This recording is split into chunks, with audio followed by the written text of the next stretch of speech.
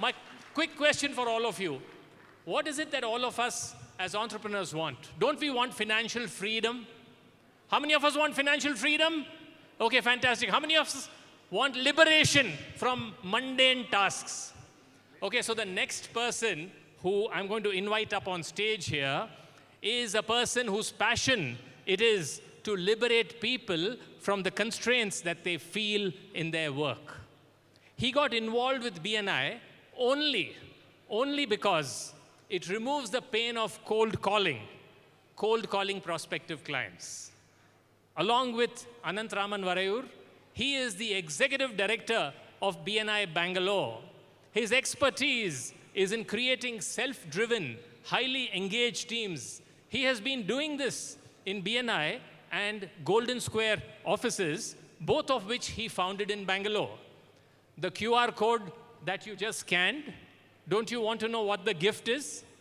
It's 750 rupees of free office space. That's what you gifted someone when you scanned the QR code and passed on the gift. Okay? That's the liberation that he's giving, and BNI, that's what we do, we give.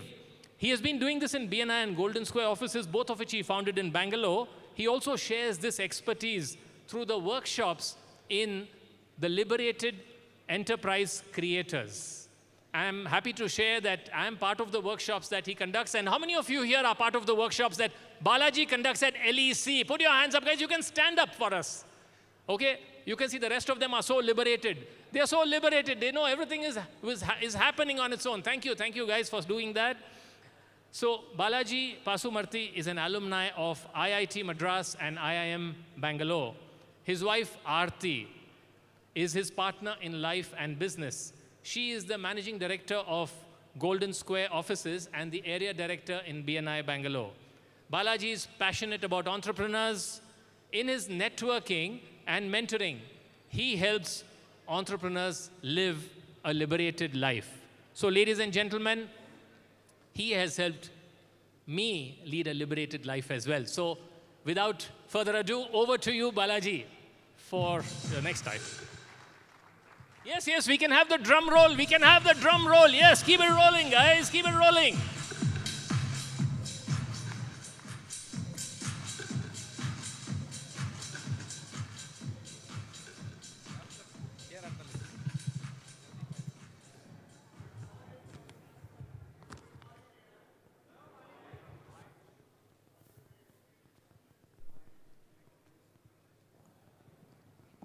Mic is on? Yeah, super.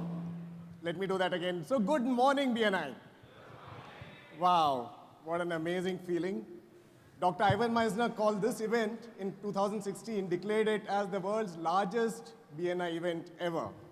And in fact, I go a step further because you never see in under one roof 2,000 plus givers, right? That's what you are. So ladies and gentlemen, give yourself a round of applause for being such amazing givers, being in one room. What an amazing, amazing feeling. Now, being a giver, I think I'd like you to, just go back to and remember the person who invited you to BNI. Your sponsor, right? Imagine the effort, the perseverance that he showed, saying that, hey, you need to be in BNI. Now think about that mentor of yours, right? Who kind of spent hours with you and made you learn the ropes on how to make BNI work for you. Think about the trainers that trained you. Think about all the 200 plus volunteers who organized this particular show, right? BANG. Now think about the COVID days when more than 250 volunteers galvanized together and they organized hospital beds, oxygen, medicines, and all of that for our fellow members, right?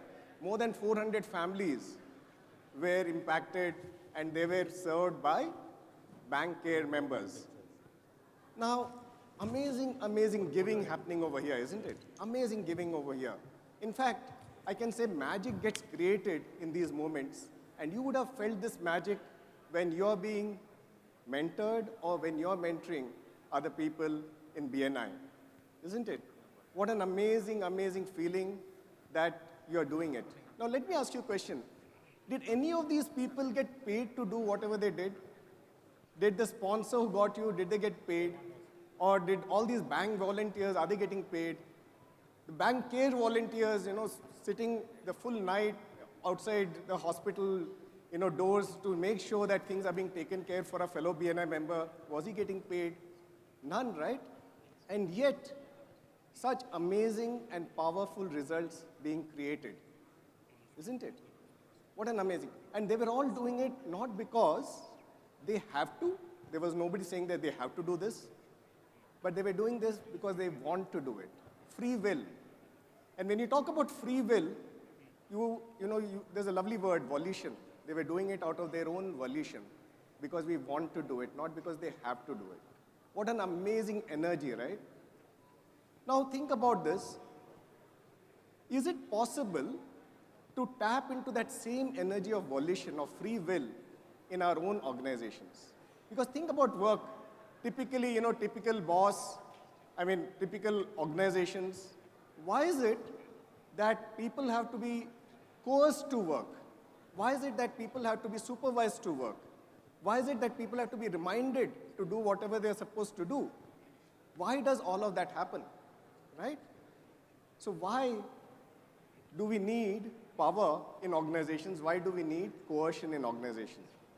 Why can't we get the same magic that we have seen in all of these volunteer kind of situations happen in our own businesses, right? So something is missing, isn't it? So let me share an example. My passion is to create liberated organizations. So I mentor people. So Nanda Kumar, who's into logistics, he runs, he's got a pan-India operations and he's got mostly blue-collar workers. So he attended one of my workshops and he said, where he learned that you need to first start with trust, right? Trust is a basic building block.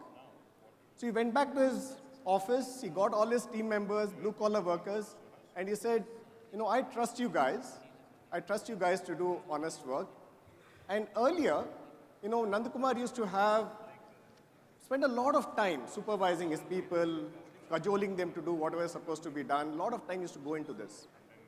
And now he went to his team and said, we have this biometric system that we're using for attendance. 9 o'clock, everybody has to punch in. 5 o'clock, punch out. We are going to remove that because I trust you guys to do the work. And all I need is that work needs to happen. So that was his statement. That's all I need is work has to happen. Around 2 months later, he is telling us that he found his blue-collar workers completing the work, and not only completing the work, staying late if the work is still pending. And it freed up Nand Kumar's time so much that he started going out on more sales calls. And because of that, his business increased, right? So if you really want volition to happen, if you want your people to start doing things because they want to, not because they have to, you need to start with this basis of trust. Trust is the basic building block. And that's what happened to Nand Kumar. So my passion is to create organizations where people do the work because the work itself is the reward. Joy at work. So that's the reason why they need to be working. And this is what I've been doing in Golden Square offices for the last 27 years, right? So I've been experimenting a lot with this. And in Golden Square, our team do work on what excites them, what they want to work on. They select whom they want to work with, what time they want to work with, and also to the extent that they decide their own salaries, to that extent. Yes, I am the managing director of Golden Square. Me and Aarti, both of us are managing directors of Golden Square, but that is for the registrar of companies, right? The heavy lifting is actually done by my team members. And you might say, what kind of heavy lifting do they really do? So let me give you a couple of examples. In one of our branches, we have co-working spaces, serviced offices. The building was looking very, run down. It required a fresh paint. And for a long time, the building owner he was supposed to do the painting and he was not doing it. For more than a year, it was happening. So the lady who manages the front office, on a long weekend, she took the decision to do the painting. She got the vendor quote, etc., etc. And she realized that, we could actually do it with our own budgets and possibly reclaim it from the landlord. And none of us knew it till Monday morning when she posted those pictures on WhatsApp saying that, see, the building is painted. And that's the kind of initiative. Isn't it fantastic to have that kind of ownership among your team members? And that's the kind of ownership which happens in our Golden Square. So during the COVID years, obviously we couldn't function, lockdown and so on and so forth. Our offices were shut. Our team members took voluntary pay cuts themselves, 15% to 40% and so on and so forth. Themselves, that's how we sailed through all these years, I mean the whole lockdown period. For a business which needs to have its offices open, right? So that's how we sailed through.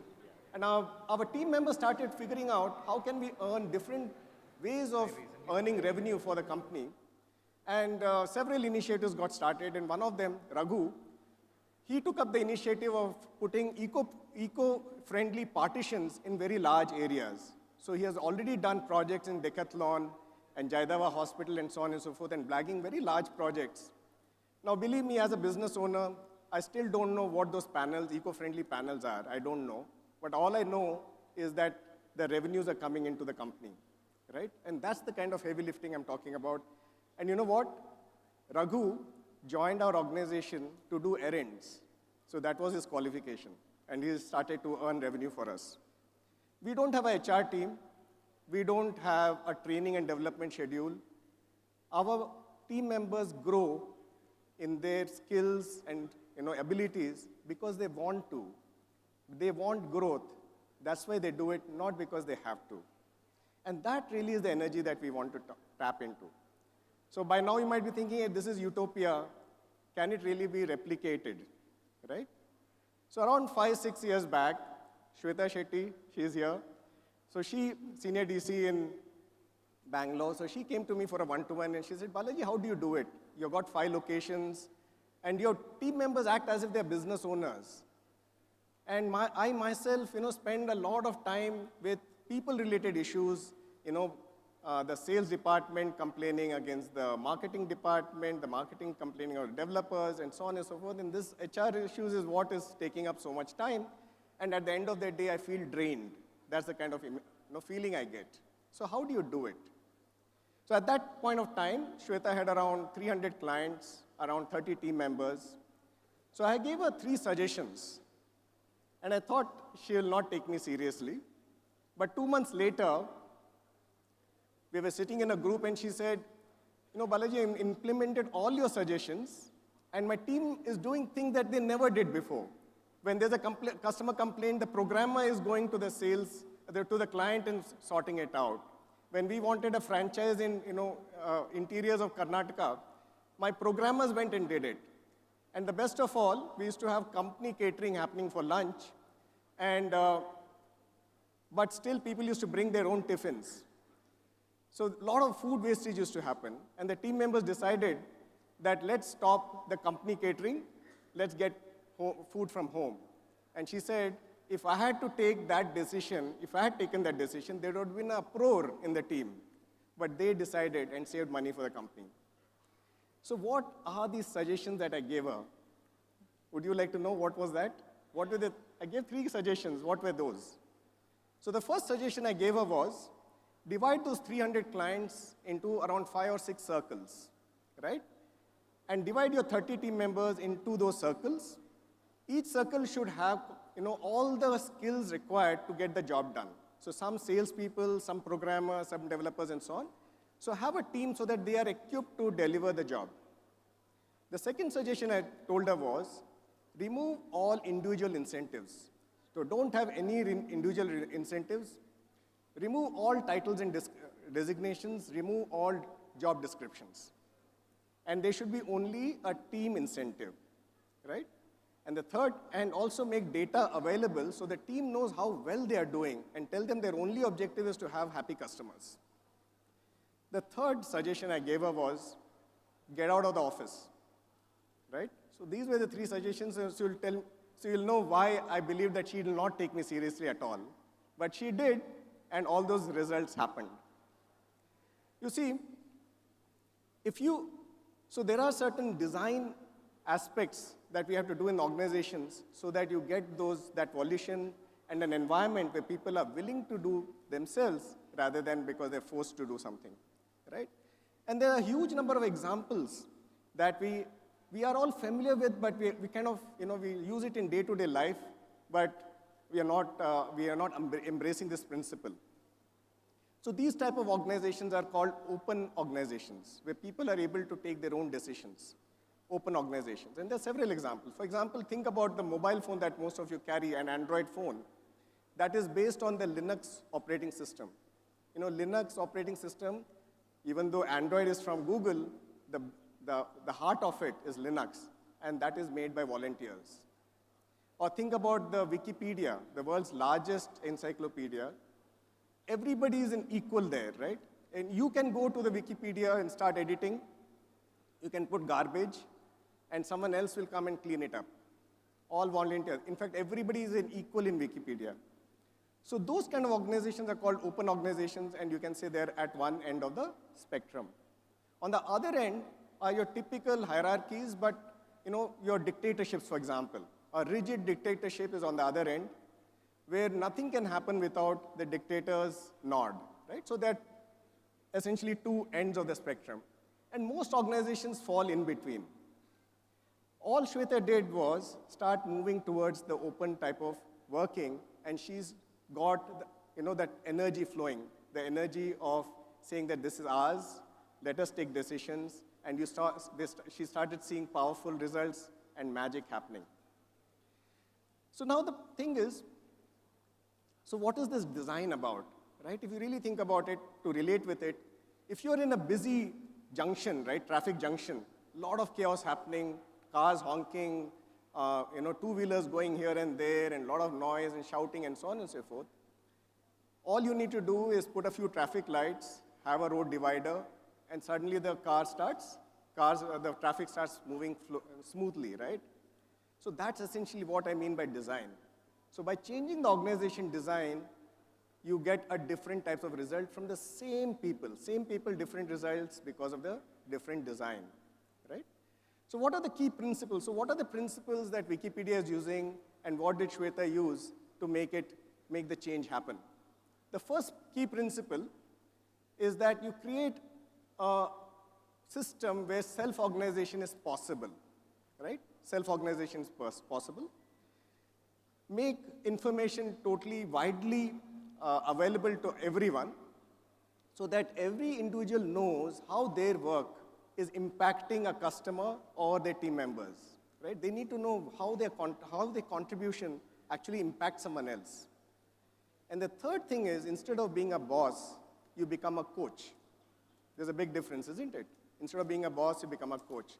So by using these three core principles, you change a lot of the design elements. You see, in our own businesses as business owners, we enjoy a lot of power. We have a lot of power, right? So one of the things we need to do is, by design, make sure that the power is reduced for everyone in the organization, right? Everybody needs to have as much power as possible if you want that volition to happen. People willing to do things for their own sake because it's the right thing to do rather than because they have to for some reason. So we need to reduce power. And even if you have power, use it sparingly, only in those extreme situations when you need to use power. So that's how you do that. Now in BNI, right, we have a lot of titles and roles, president, vice president, all of these things. But we realize in BNI that these roles do not come with any power, right? Because we're dealing with volunteers, we're dealing with chapter members who are entrepreneurs and so on. If those titles don't have any power, they only have a responsibility. They have a responsibility that to serve someone, to help someone, so that they can grow, they can become better. And the joy really is, I'm helping someone. So that's the reason why you do it, right? So now, if you want to get any work done in a chapter, you can't throw your title around, right? You can't throw your title around or your power around, because then people will stop listening to you. Worst comes to worst, they will quit and leave the chapter. Am I right? So if you want work to be done, instead of wearing your title, you need to put it aside. You need to throw your title away. Only then you start getting results. That is when people will start, listening to you, in getting influenced by you and doing what's required to be done. So to get powerful results, the kind of powerful results that we have been talking about today, you need to become a powerless leader. And BNI is an amazing opportunity where you can practice this skill, because by default, we might be using power in organization, but in BNI, you can learn this skill, how to become a powerless leader, and take it back to your organization and create powerful results there as well. So congratulations to all of you over here, because you have got a fantastic opportunity to hone your skills as a powerless leader. So claps to you. Back to the MC.